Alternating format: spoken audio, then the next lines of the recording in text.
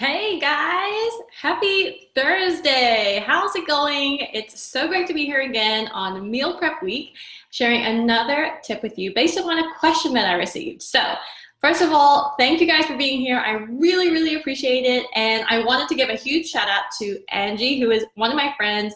She's also an amazing person out in Georgia. And she asked me such a great question about food safety. So her question was, how long can I keep food after I've cooked it? So it might be in the fridge or in the freezer, but she's wondering how long can I basically keep my food and it still be safe for me to eat? So a great question. Thank you, Angie, so much for sharing it. Let's see who we have on Facebook. Hi, everyone on Facebook. Hi, Instagram. Let's have a look. We have, hi, Ann, how are you? I hope you're having a great day. Hey, everyone. I hope you're having a great day as well. So, okay, let's dive into the answer on food safety. So I think a lot of times people have trouble with this, and there's some really easy rules to remember. Now, everything I'm going to tell you came from the government, so the FDA. So you know that it's going to be a great source of reference, and I can also post this as a separate post or just have like a little one-pager put together so you guys always know how to keep your food safe. So first of all, I'm just looking down at my notes, so I'm not looking away from you, don't worry. Hey, Jackie! Hi!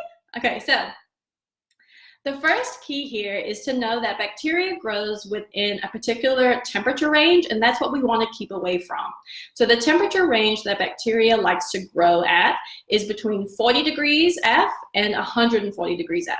And I realize now I should have also converted this into Celsius for anyone watching this overseas, because I am not technically an American that was born in America. I was born in Australia, so I grew up working with Celsius. So sorry to everyone who is watching me. That's basically my parents and my sisters. I'm working in Fahrenheit today. I will convert it to Celsius later. But bacteria grows between 40 degrees F and 140 degrees F. So what we want to do is basically keep our food outside of that range in order to keep it safer for longer. So if you have hot food that you want to keep hot, keep it above 140 degrees. So that would be like if you have a pot of soup on the stove, like keep it at a low, like a simmer. Or if you have cold food, like you have a dip or something that you've taken out of the fridge, just keep it on a little bit of ice to keep it cold. Now, saying that, once you've cooked your food, then what you want to do is you want to refrigerate it within 2 hours of cooking it. So what that basically does is it stops the bacteria from growing within that particular temperature range. So once again, after you've cooked food, refrigerate it within 2 hours of cooking. Okay, so ways to do that is, obviously you can let it cool in the pan, or previously I've posted, like you can, for instance, sometimes I steam vegetables and I'll lay it out on a cold tray so that more of the ambient temperature can get around the food and it helps it to cool down quickly. So that's just a couple of tips that you can use to cool down your food before you get into the fridge. Another thing you can do is like a little ice bath. So you might have a large bowl, put some ice and maybe a little bit of water in it, and then just set your food in a container inside of the ice bath to get it colder before you put it in the fridge. Now, once you have it in the fridge, it's also really important to remember how you're storing it. And previously this week, we talked about different storage methods. So what's great about meal prepping is that it already divides the food up into smaller quantities, which means that it cools down faster. See, so much science today. Don't you love it? So if you do have things in larger containers, it's not going to cool down as quickly. So I do highly recommend it to separate it out into different containers like we would do in meal prepping so that it cools down quickly, and then you won't have the added constraint of trying to cool down the food really quickly in the fridge when it's in such a huge container, which just means that it's more difficult for the cold air in the refrigerator to penetrate into the container and make sure it's cold all the way through. Okay, so Jackie asked a great question on Facebook, and she said, so do you place the tray in the freezer beforehand to make it very, very cold to cook the veggies? I think she means cool the veggies. Actually, no, I don't. I just have it at room temperature, but it's going to obviously be colder than like the vegetables coming out of the microwave if I'm steaming, or if I happen to be sauteing them in a pan on the stovetop. So yeah, she did say she meant cool. So once again, the question was, so do you place the tray in the freezer beforehand to make it very cold to cool the veggies? I do not. I think that if you have it in a container that you've steamed the vegetables in, for instance, and then you just put it out on a larger surface, it's going to help to cool it down a lot faster. So great question. Keep those questions coming. Now, moving on, when you do put the food into the refrigerator, obviously you gotta wrap it well, because there's nothing worse than not having a good seal on your food, which means that it's more likely for moisture to come in and make the food go bad faster. Also, if you maybe cooked something that has like a very distinct flavor or scent, aroma, you don't want that scent or aroma to come out of the container and into everything else in the rest of your fridge. So make sure you wrap everything really well. I like to use airtight containers for my meal prepping. So I think that helps to solve that pretty quickly if you're already separating your food out for your meal prep and you're closing it and making sure it's closed all the way around. Now, for the amount of time that you keep food in the fridge, you want to keep food between 3 to 4 days. So that's why I love being able to meal prep in 30-minute increments, which is in my course, 30-minute meal prep, because you're only going to make food for 2 to 3 days. So you won't get to the time frame where it's possible that your food is going bad because it's been sitting in the fridge for such a long time. Now, if you are also cooking a bunch of food and freezing it, like sometimes people cook food, put it into the individual containers for a meal, and then freeze those meal containers, you want to keep them for between 3 to 4 months. So the reason why we say that is because after 3 to 4 months, a lot of the times the flavor from the food goes, the color from the food can also start to diminish, and it can get crystallized. So that basically means that ice crystals start to grow on the food, and that takes away the flavor, it takes away the texture of the food as it would normally be. So not so great after 3 to 4 months, but basically in the fridge, 3 to 4 days, and in the freezer, 3 to 4 months. Now, let's talk about thawing, because I think this is a really good one to remember, and I think I've seen a lot of people thaw things in different ways and wondered if it's actually safe to do that. So there's basically 3 ways of thawing food. One, you could take it out of the freezer and just put it in the fridge. This one takes the longest amount of time to thaw because it is at still a pretty cold temperature, less than 40 degrees in your refrigerator, and it's going to very, very slowly thaw over time. Another one is thawing it in cold water. So what I like to do is kind of fill up one side of the sink with cold water and maybe put the food in there to thaw it, and change out that water regularly so that it doesn't get too hot. That one takes the second, that's the second fastest method of thawing. And then the fastest is going to be in the microwave. So I'm sure that we've all thawed things in the microwave. I definitely have. But that's going to be your fastest method. It's not always going to be the best method. Like say, for instance, you're thawing a whole turkey. Probably you don't have a microwave big enough to do that. So, so you might want to do like the cold water method or the fridge method, which are 2 methods that we've talked about over Thanksgiving to thaw out your turkey. Once you have thawed your food, you want to use it between 3 to 4 days, just like we talked about when you have food in the refrigerator. So the same time frame there as well.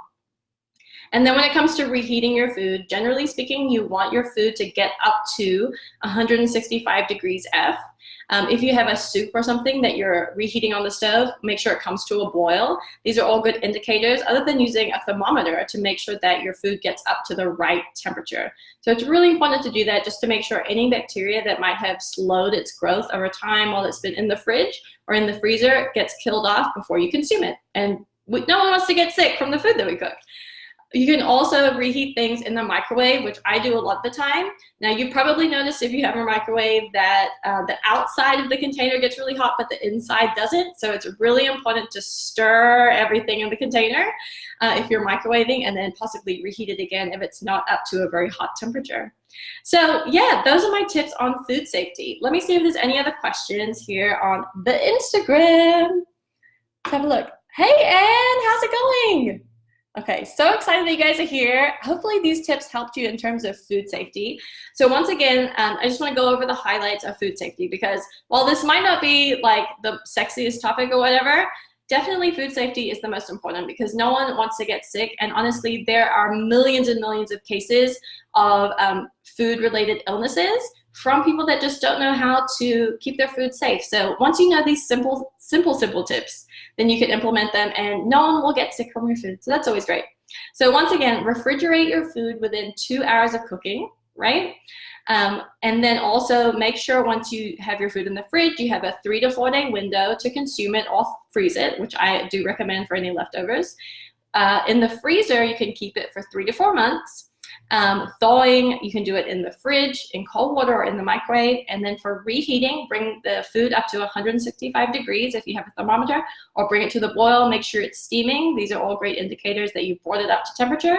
And then also make sure you do stir the food, and then you may need to reheat it again, because if there's a cold spot in the middle of the food and a hot spot on the outside, once you stir it and the temperatures kind of average out, it may not be hot enough yet too. So I hope that helped you. Once again, thank you to Angie for bringing me that question. Guys, if you have any other questions about meal prepping, please let me know. I really want to answer them. I have a lot more questions that you guys asked, and I'm so happy that you're asking questions about it, because I know how hard it is to meal prep, to cook, and wonder, am I doing the right thing? So thank you, first of all, to everyone that has offered questions. I'm going to continue to answer them actually through next week as well, because I have so many questions, which is great. But I definitely want to answer any more questions that you may have. I also, guess what, guys? I also have a webinar that I'm doing today. So if you are interested in making your meal prepping even faster, even more efficient this year, I have a webinar today at 1 o'clock Central Time. And I'm going to be giving you my 3 keys to meal prepping like a pro. These are 3 keys that you can implement right away. You don't need to have any special equipment. You don't need to have any special ingredients. These are just things that can improve your skill at meal prepping. So I definitely want to share that with you today at 1 o'clock in my webinar. If you guys are on Instagram, make sure you head over to the link in my bio, where you'll be able to click on the webinar, and you can register for the one today, or you can go to one of the 2 webinars that I have next week. So make sure you check out one of those, and when you register, you get a free bonus. So who doesn't love something free? So I'm going to give you all of my tips and tricks to meal prep like a pro in an easy downloadable guide. And that is something that you'll get after you register for the webinar. And then last but not least, I'm so super excited for my 30-minute meal prep course, which just came out this week. I want to show you how easy and efficient and simple meal prepping can be. It doesn't need to take you hours and hours to do it. It doesn't need to be super expensive. These are things that I'm so passionate about, because I know how difficult it is, especially when we're coming to the new year, when we're trying to be healthier. And so often I feel like people get put off because they think that meal prepping just is so time consuming, or it's so boring, or it's so bland. And I absolutely want to show you how it cannot be any of those things. So you guys, if you're interested in the course, make sure you click the link in my bio on Instagram. And here on Facebook, I'm going to post the link in the comments after this live is done.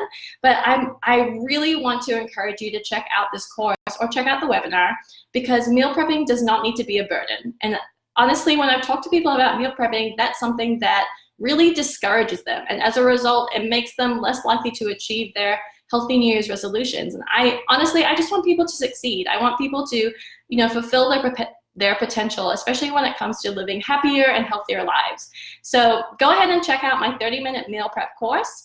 Once again, links in my bio on Instagram. I'm going to post the links here in the Facebook Live comments. And you can also just go to nourishwithrenata.com and find all the information there as well. Okay, guys, let me do one more check and see if there's any questions on the Instagram. Hi, Muffin Eats. How's it going? Okay. Guys, if you have any more questions about meal prepping, please let me know, and I would absolutely appreciate it if you guys check out my webinar and check out my course. I couldn't do any of this without you guys, honestly, so I sincerely appreciate your support. Really, really, I do. Hope you have an amazing day, you guys, and I will see you at 1 o'clock for the webinar.